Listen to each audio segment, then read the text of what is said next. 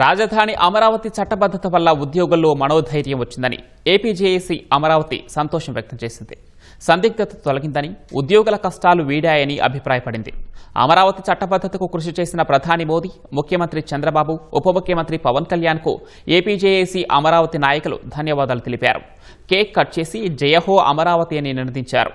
అమరావతికి చట్టబద్ధత వల్ల భవిష్యత్తు తరాలకు మేలు జరుగుతుందని ఏపీజేఏసీ అమరావతి చైర్మన్ బొప్పరాజు వెంకటేశ్వర్లు అన్నారు. రాష్ట్ర సచివాలయ ఉద్యోగులు, శాఖాధిపతులకు ఇళ్ల స్థలాలు కేటాయించాలని కోరారు. పీఆర్సీ ప్రకటనతో పాటు ఐఆర్ ఇవ్వాలని విజ్ఞప్తి చేశారు. ఉద్యోగుల సమస్యలు పరిష్కరించాలని APJAC Amaravati secretary general Damodar Rao కోరారు. రాజధానిని చట్టబద్ధత కల్పించడం ద్వారా మాకు ఒక మనోధైర్యం వచ్చింది.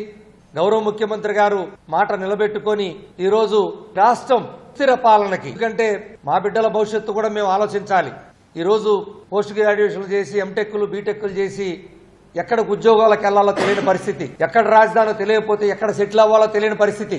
ఒక సుస్థిరమైనటువంటి ఒక రాజధాని ఏర్పాటు చేయడం ద్వారా, అక్కడికి పెట్టుబడులు రావటం ద్వారా మా భవిష్యత్తు బిడ్డలకి బాగుంటుందనే ఒక ఆశ ఈ ఆంధ్రప్రదేశ్ పౌరుడిగా ప్రథమ కర్తవ్యంగా చెప్తా ఉన్నాం. మరి ఈరోజు ఆ సుస్థిర పాలనకి ముందడుగు పడింది.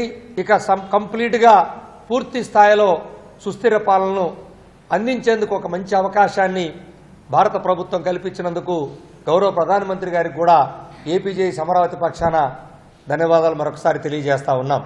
మా రాజధానిని మేము ఓన్ చేసుకునేదానికి, మా ఉద్యోగులకి వెంటనే ఇళ్ల స్థలాల పంపిణీ కార్యక్రమాన్ని ఇప్పుడే ఏర్పాటు చేస్తే, మేము ఉద్యోగులు ఎక్కడైతే మా నివాసాలు ఏర్పాటు చేసుకుంటామో అక్కడ వరకు ప్రజలు, జనాలు అందరూ కూడా బ్రహ్మాండమైనటువంటి కాలనీలు ఏర్పడతాయి. సుస్థిర పాలన ఇక మొదలైనటువంటి పరిస్థితుల్లో మా ఉద్యోగులుగా ఇప్పటికే మేము గత 3 సంవత్సరాలుగా రావాల్సినటువంటి 12వ పీఆర్సీ దాదాపుగా 3 సంవత్సరాలు అవ్వస్తున్నా ఈ రోజు కూడా మాకు పీఆర్సీ అమలు కాలేదని ఈ రాష్ట్రంలో ఉన్నటువంటి ఉద్యోగులందరూ కూడా 1000 కళ్ళతో ఎదురు చూస్తా ఉన్నారు. తక్షణమే రూపాయి ఖర్చు లేని పీఆర్సీ కమిషన్ వేయాలి. అలాగే ఐఆర్ని 3 సంవత్సరాలుగా అనుభవిస్తున్న తెలంగాణ ఉద్యోగులతో సమానంగా మాకు ఐఆర్ని తక్షణమే ప్రకటించాలని ప్రభుత్వాన్ని కోరుతా ఉన్నాం.